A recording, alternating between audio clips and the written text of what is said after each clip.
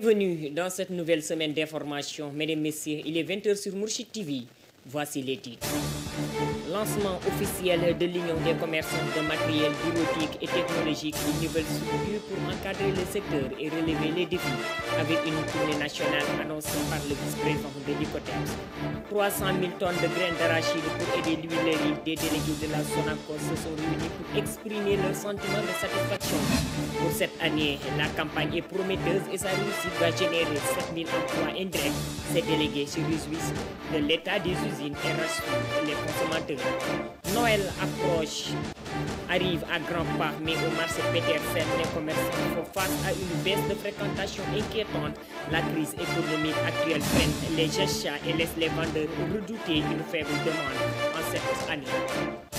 Voici le sommaire dans un instant, le développement.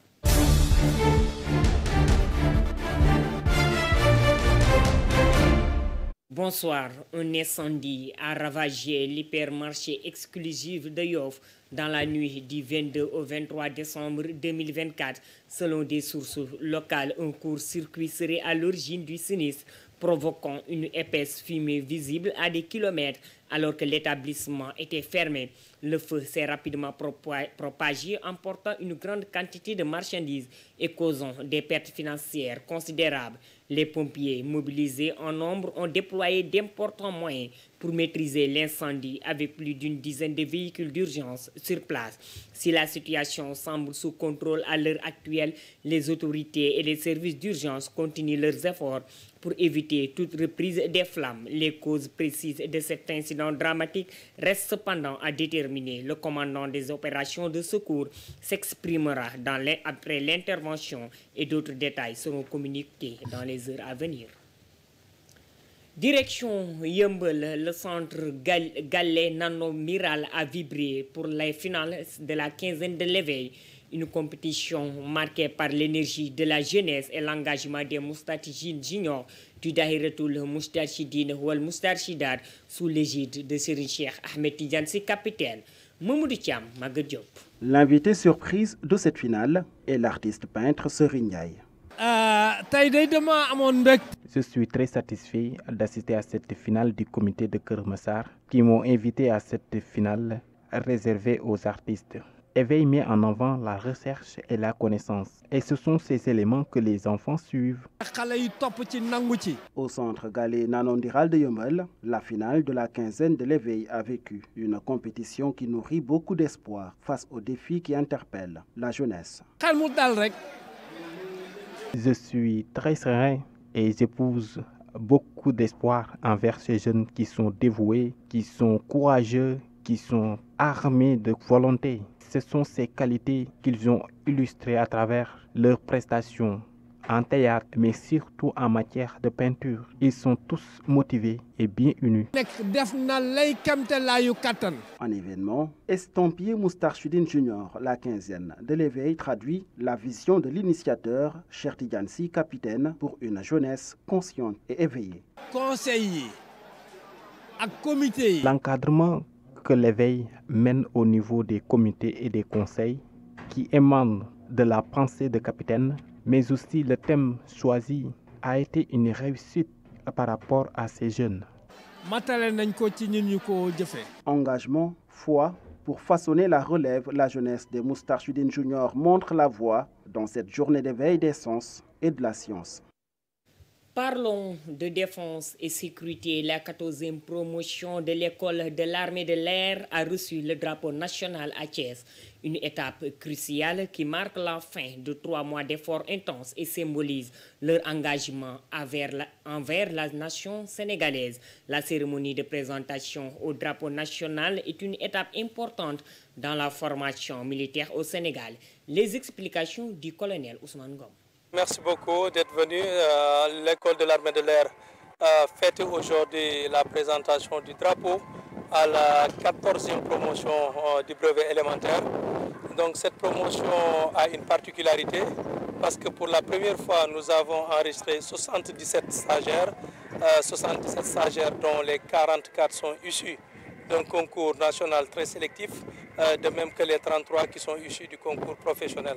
Donc ces 77 jeunes qui, après 3 mois d'activité intense, physique comme psychologique, de privation, viennent aujourd'hui de voir le drapeau. C'est un moment important qu'ils comprennent le sens du drapeau national, qui est un symbole très élevé, le plus élevé qu'on puisse avoir, qu'ils comprennent le sacrifice qui est attendu d'eux pour continuer à faire avancer les armées du Sénégal. Donc un moment important pour eux. Et la fête a eu lieu en présence de leur famille, en présence également des autorités civiles et militaires. Je vous le disais dans les titres, commerce de matériel bureautique et technologique, une nouvelle structure a été lancée officiellement ce week-end. L'Union des commerçants de matériel et de bureautique et technologique a pour mission d'encadrer ce secteur afin de faire face aux nombreux défis. Une tournée nationale est prévue pour recenser les commerçants de matériel bureautique et technologique, est annoncée par le vice-président de l'ICOTEPS. Moudignan répond aux questions de Cheikh Omar Talla. Le a été mis sur pied afin de fédérer l'ensemble des membres, l'ensemble de ces membres. Donc les acteurs sont divers, ils viennent de différents horizons, il y a différents domaines qui sont englobés par l'association, dont l'informatique, l'électroménager, la bureautique, etc., etc., et la téléphonie bien sûr. Donc nous, à un certain moment donné, on a la nécessité de se regrouper, de faire un bloc afin vraiment de faire face aux challenges et défis qui se trouvent sur notre route. Les défis, on a un défi de modernisation, on a un défi, il y a un défi social également, il y a un défi de formation de nos différents membres. Comme vous le savez, au Sénégal, quand on est commerçant, on pense que bon, il n'est pas allé à l'école, il n'est pas assez bien formé. Mais en fait, surtout avec les nouvelles autorités qui nous poussent vers la formalisation, aujourd'hui, on est obligé quand même d'avoir une formation derrière pour pouvoir répondre à cette demande de formation. Donc les défis sont multiformes. Donc on va essayer de statuer, donc de les mettre sur table et un à un essayer de trouver une solution. Ça, je pense que très rapidement, on va essayer de former des comités régionaux au niveau des différentes régions du Sénégal. Donc, pour étendre un peu nos tentacules au niveau des régions. Donc, on va y travailler de façon très sérieuse, très assidue. On va faire des tournées également. Donc, voilà, pour fédérer le maximum de membres possible et que l'association ne soit pas uniquement une association de Dakar, mais une association en fait, du Sénégal tout entier. Suite aux tournées de sensibilisation visant à aider l'huilerie à collecter 300 000 tonnes de graines d'arachide, des délégués de la Sonacos se sont réunis au sein de l'usine pour exprimer leur sentiment de satisfaction. Plus de 257 000 tonnes sont déjà collectées entre 12 900 la campagne précédente. Ces délégués ont saisi cette occasion pour saluer les démarches des nouvelles autorités. Mamoudou Faye est au micro d'Associé. Notre sentiment est un sentiment de satisfaction. Vu ce que nous avons vu au niveau des usines, le stationnement des camions est là, les graines sont là, les opérateurs à qui nous avons parlé nous ont donné leur accord. Toutes les graines qu'ils auront à acheter vont être drainées vers les usines de la Sonacos. À l'heure où nous parlons, la Sonacos a déjà collecté 25 700 tonnes par rapport à l'année dernière où nous n'avons collecté que 12 900 de la campagne précédente. Ce qui est un sentiment de satisfaction et nous en profitons aussi pour remercier toutes les autorités étatiques, en commençant par le président de la République, son gouvernement, le ministre et aussi le directeur général qui n'a ménagé aucun effort pour la réussite de cette campagne. En prenant aussi des dispositions très importantes, le fait de préfinancer les opérateurs pour un montant de 3 milliards de francs CFA, pour préfinancer les opérateurs, de donner d'ordre à toutes les usines que tout stationnement ne dépasse pas 48 heures, que les paiements aussi se fassent dans les 48 heures après le déchargement. C'est ce que tout le monde a réussi au moment où nous parlons. Donc nous sommes vraiment satisfaits du déroulement de la campagne et espérons que dans l'avenir, ça se poursuit. Pour cette année, la campagne est prometteuse et la réussite de 300 000 tonnes de graines d'arachide vont générer 7 000 emplois indirects. Ces délégués se réjouissent de l'état des usines et rassurent les consommateurs. Par ailleurs, le coordinateur des délégués invite ses collègues à bien travailler pour une bonne réussite de campagne. Mamadou Faye, que nous écoutons. Nous demandons à tous les collègues de se surpasser, de faire le don de soi. Pour nous, nous sommes restés 2 ans sans travailler. Dieu a fait que cette année, la campagne se promet. Donc, tout travailleur de la Sonacos doit redoubler d'efforts pour que nous réussissions cette campagne. Parce que si la campagne est réussie, avec tout ce que la direction a fait, si on arrive à collecter les 300 000 tonnes, c'est 7 000 emplois directs qui sont créés, sans compter les emplois indirects. Ça permettra à booster l'économie du pays. L'état des usines est satisfaisant, dans la mesure où Ziguinchor a déjà démarré. Kaolack est en train de finir son TFC. Louga est prêt à démarrer. Diourbel, Fazalika, de même. Donc, ça marche très bien. Bel Air est en train de faire de l'huile. Les emballages sont là, donc nous sommes sur la bonne marche. Les semences doivent être stockées en premier lieu. Donner aux huiliers que nous sommes les quantités. Et maintenant, le surplus doit être exporté. C'est ça le processus. C'est comme ça que le décret l'a déterminé et nous demandons à ce que ce soit respecté. Donc pour nous, nous n'avons pas de contentieux avec les autres. Mais par contre, nous sommes là pour le Sénégal et que le Sénégal se développe. Suspension provisoire, c'est pour permettre à la reconstitution de la capitale semencière que les usines s'approvisionnent et maintenant le surplus, c'est pour l'exportation. Parlons insertion professionnelle. Senfab Lab lance la formation de 130 jeunes dans divers métiers. C'est un réseau d'artisans qui travaillent dans les nouvelles technologies pour moderniser les produits artisanaux. Le programme de formation financé par la Fondation Orange se déroulera dans plusieurs localités de la région de Dakar. Le cofondateur de Senfab Lab, Mohamed Ngom, est justement au micro de Ousmane Diaye. C'est un projet qui a été soutenu par la Fondation Orange pour nous permettre nous de former les jeunes sur différents métiers. Nous avons la broderie numérique, nous avons l'impression numérique, nous avons la fraiseuse numérique, nous avons la découpe laser. Après, nous avons aussi une formation sur l'éducation financière et les soft skills. Bon, en fait, c'est des métiers innovants parce qu'en fait, on a des couturiers qui sont déjà là, qu'on peut former déjà sur des métiers qui peuvent les permettre de travailler sur la précision et sur la rapidité. Donc on a aussi la fraiseuse numérique qui peut accompagner soit des étudiants qui viennent de sortir de l'école, on peut aussi accompagner et former des professionnels qui sont déjà dans la menuiserie pour leur permettre déjà de travailler sur le système de sculpture. Nous avons aussi la découpe laser qui peut accompagner ceux qui font la maroquinerie, ceux qui font les personnalisations, ceux qui sont aussi les lettrages. C'est une machine qui permet de faire de la découpe avec précision et rapidité. Donc comme vous le savez, c'est des machines à commande numérique, c'est des machines précises, c'est des machines rapides et aussi c'est des machines qui permettent de travailler surtout sur la reproduction. Donc vraiment c'est domaine de compétences qu'on va leur former. Après aussi nous avons 7 lieux. Nous avons dans la commune de Ndiarem Limamoulaye, nous avons la commune de Sangalkam, nous avons la commune de Grand Yoff. Après aussi, nous avons des structures de formation. Je vous le disais, notre reportage du jour nous mène au marché mythique de Petersen. Les clients se font rares à l'approche de la célébration de la naissance de Jésus.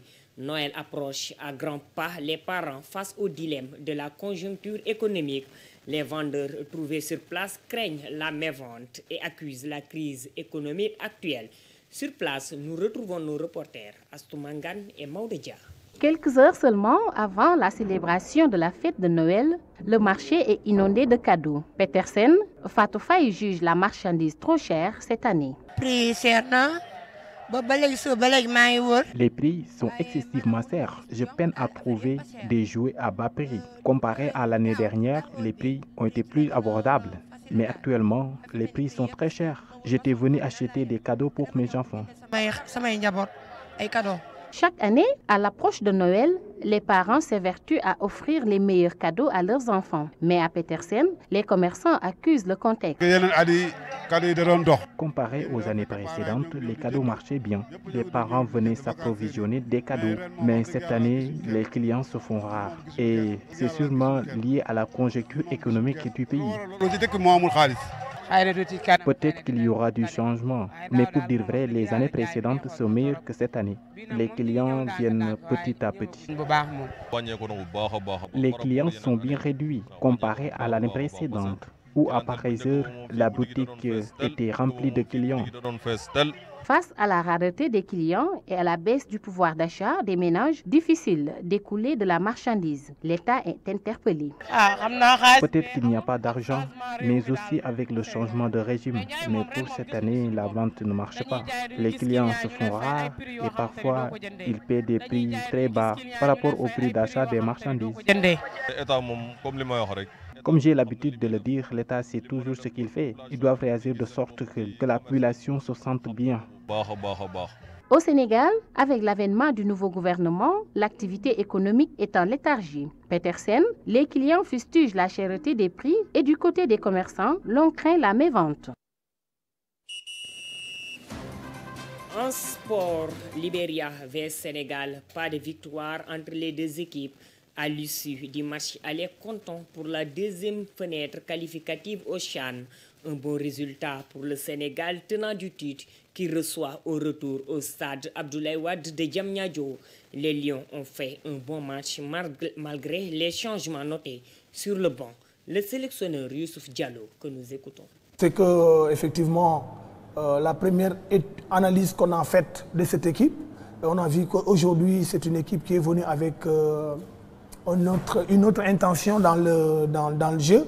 Et heureusement que nous nous sommes préparés à ces éventualités-là. Et je pense que c'est pourquoi on a pris le point du match nul. Parce qu'on savait qu'effectivement c'est une équipe joueuse qui a de l'expérience à son niveau. Il y a des joueurs expérimentés à son niveau qui ont l'habitude de jouer l'Afrique. Et nous, on s'était dit effectivement, on va être patient avec eux. On va être beaucoup plus endurant. Et je pense qu'aujourd'hui, le plan a marché. Heureusement que c'est un souvenir. Donc c'est le passé. Donc nous, ce qui est sûr, on se concentre sur le présent. Il ne faut pas oublier maintenant, 6 mois également, le souvenir est bon. C'est que nous, on les a battus ici par 3-1.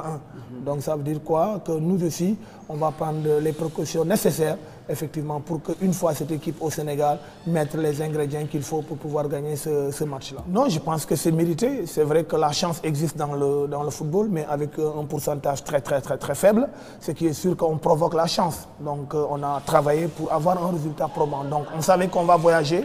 Donc en voyageant, il faut tout faire pour avoir un bon résultat. Le bon résultat pour nous, c'est de gagner le match à défaut ça et de prendre le point et on va les attaquer. Et surtout, en prenant le point et de mettre un but. Donc mettre le but à l'extérieur, pour nous, c'était une stratégie qu'on avait mise en place. Dans chaque au revoir, il y a un murmure de retrouvailles. J'espère vous retrouver demain 20h sur la chaîne des valeurs. D'ici là, passez une bonne suite de programmes sur nos antennes.